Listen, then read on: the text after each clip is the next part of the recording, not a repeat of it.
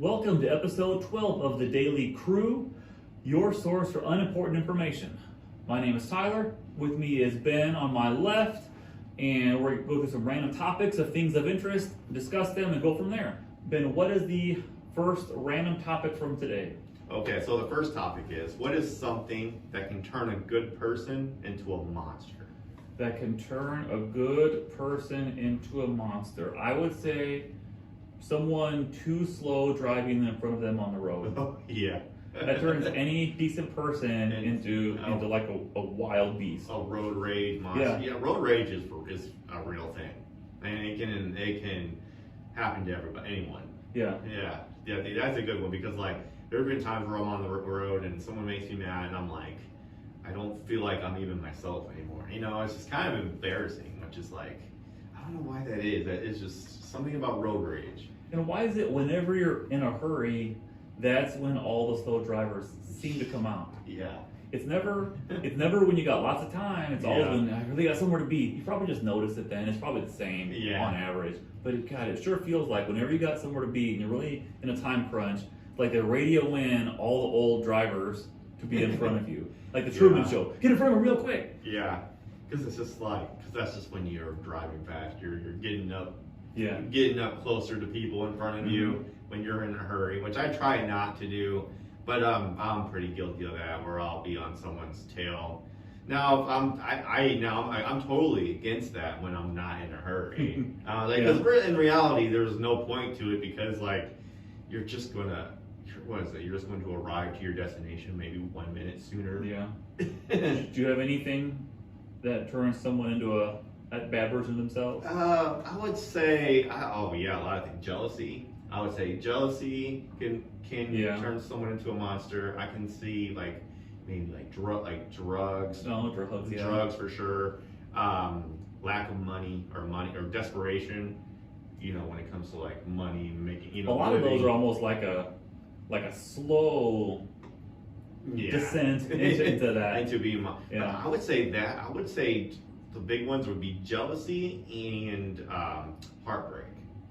I feel like heartbreak can really turn someone into a monster, because man, some of the worst ways to like hurt somebody is emotionally.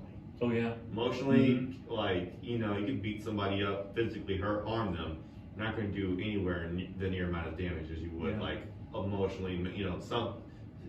Affecting somebody that way is far worse. Yeah, because if you beat somebody up physically, they'll probably be okay in not that long of a time frame. Yeah. No matter what they do. Yeah. And if you beat them emotionally, it could tear them up for months, years. Yes. There's people that go years and never ever recover from a breakup or a divorce or anything. Like it affects their entire life, So, and I can definitely see, because you hear it all the time when people when you watch ID or Oxygen, all these true crime shows, they usually have something to do with an ex-husband or an ex-wife that just absolutely snaps and loses their mind. So, I would say that is probably a good one.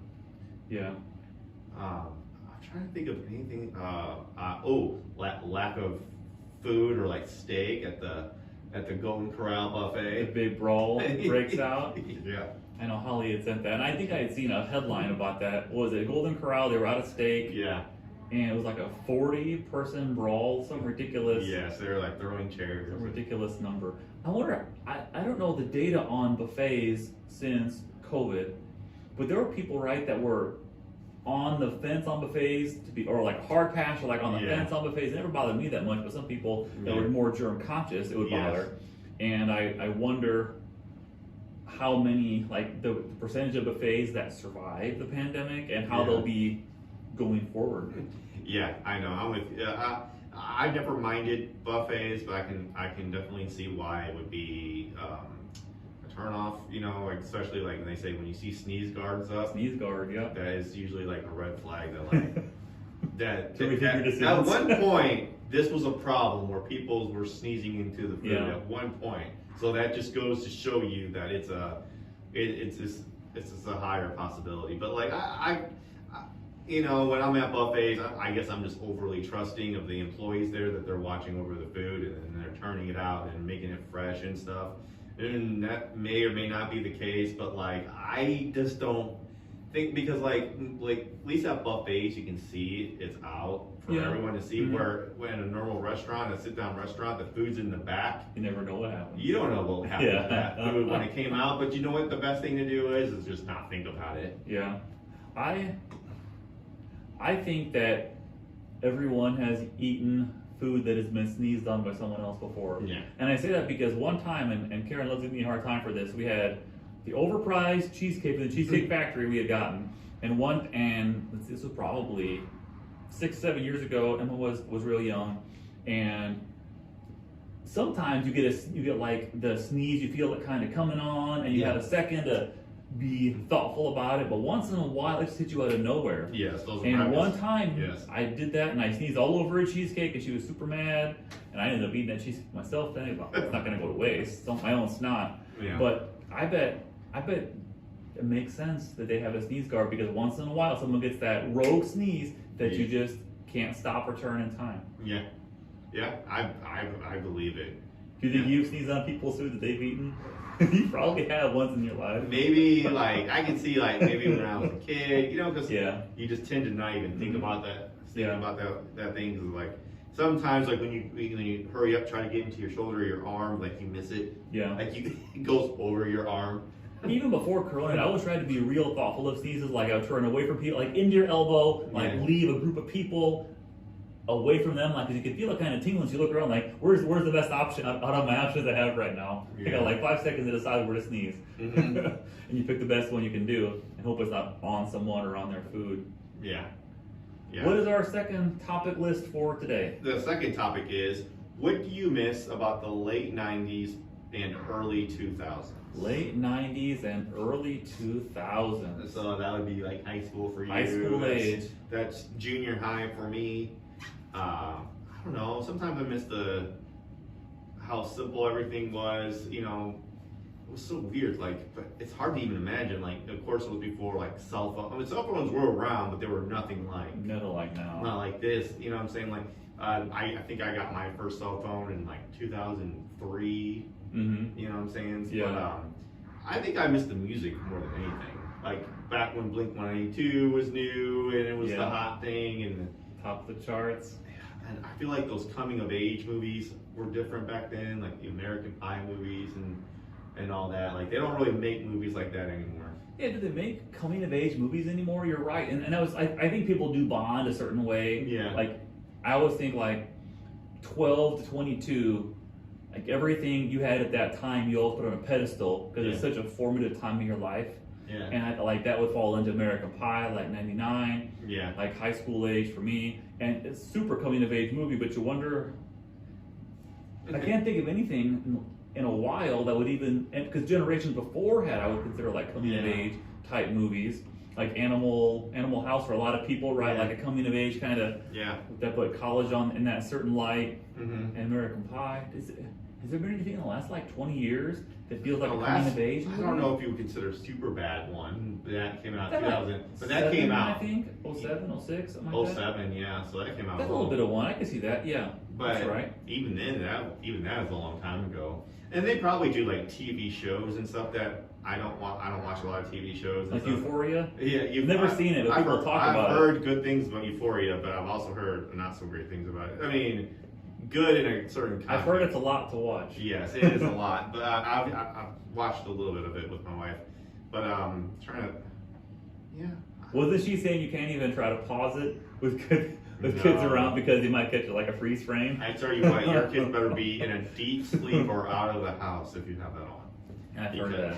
I'm trying to think of I just feel like it was better. It felt better because it was like my childhood, my formative years. It was like when I remember I feel like the music was better, the movies were better. Like they don't quite make even video games. I feel like they don't make video games like they used to.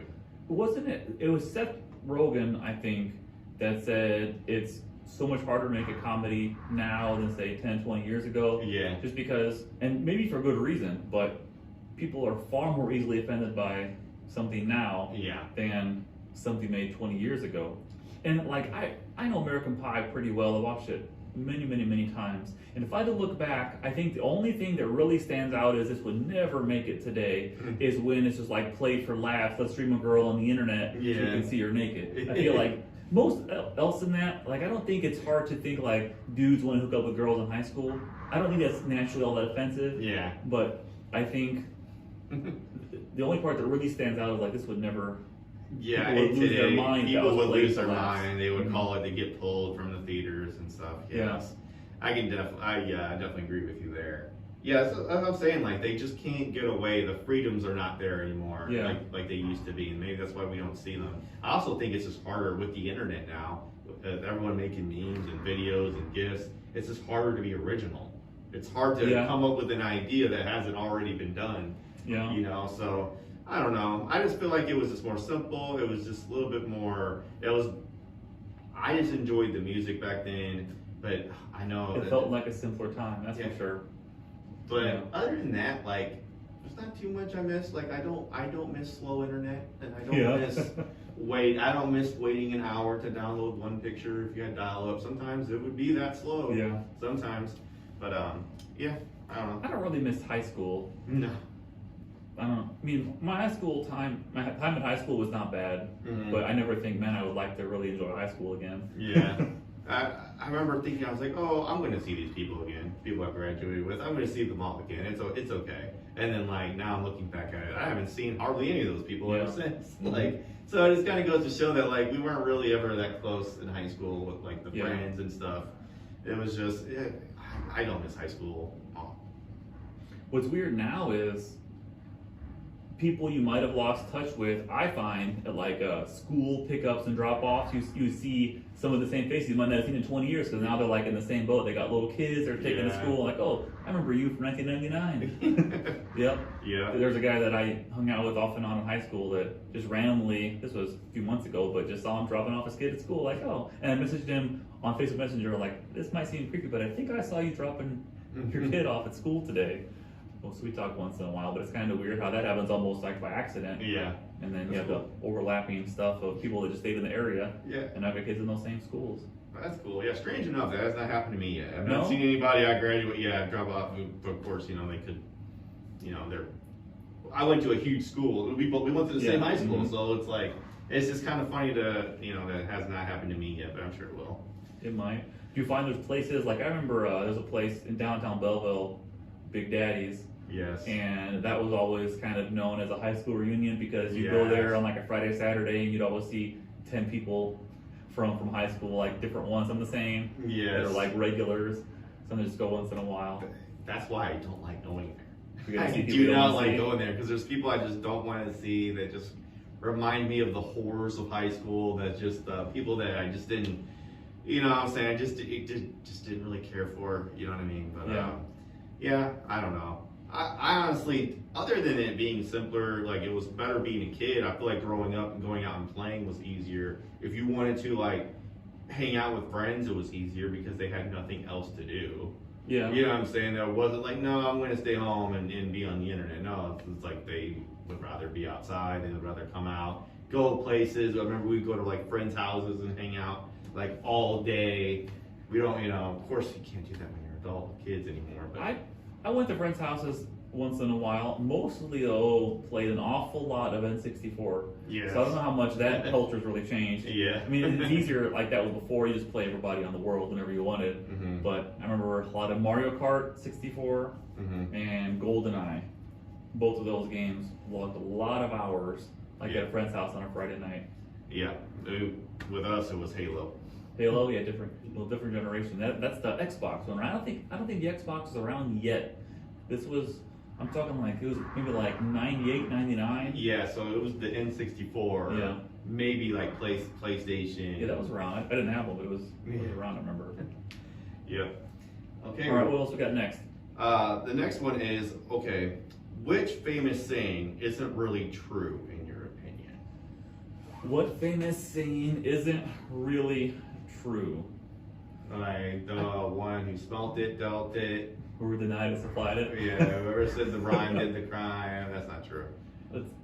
There are a lot of old phrases, and really most phrases, the older I get, the more I think are true. Yeah. So, I'm trying to think of something that has proven to be untrue. I know. I feel like so many, like the one that I say all the time is if it sounds too good to be true, it normally is. And that's true as ever. I know. I swear. Like, I mean, I remember the first time I heard that, I was like, that is very true. Because there's been so many times where like you see like a sweet, cool deal on the internet, you're like, man, how has nobody jumped on this yet? And then you're like, oh, it's a scam. It's not real. Or it sounds too good. Yeah. They want more money than what they're, No such thing as a free lunch. Right. Yeah. That's as true as ever. I'm trying to think of some crimes. I heard in Poland that there was a famous saying that like whoever has to explain themselves is guilty.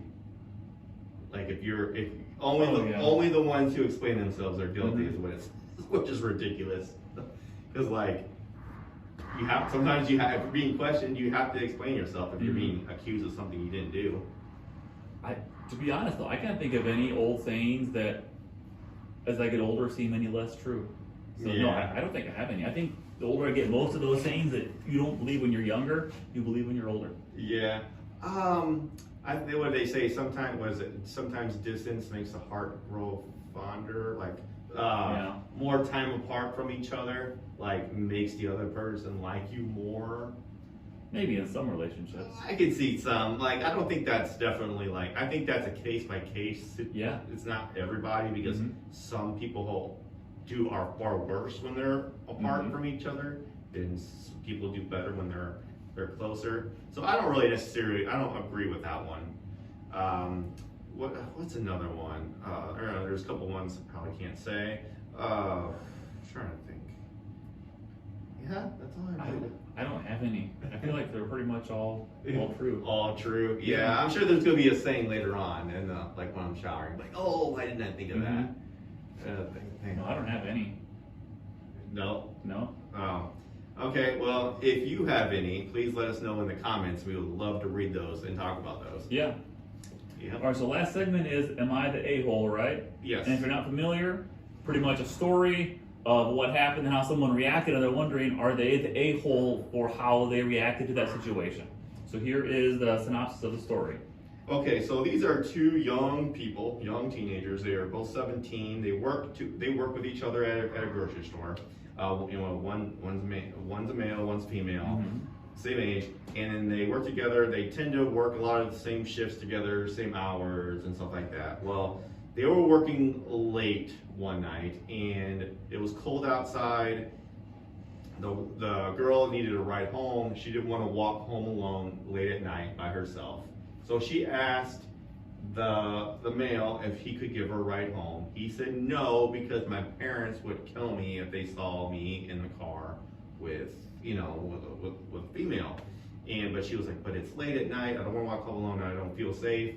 And I don't feel safe with the manager giving me a ride home. So he says like, no, sorry, I wish I could help you, but you also live too far away, like I can't do that. So she ended up walking home alone in the cold, and of course he just went home. But then the next day he noticed he was treated differently by all of his coworkers, saying basically he was an a-hole for not giving her a ride home, and made him kind of feel like he was the bad guy in this scenario. So what do we think? Do we think he's an a-hole?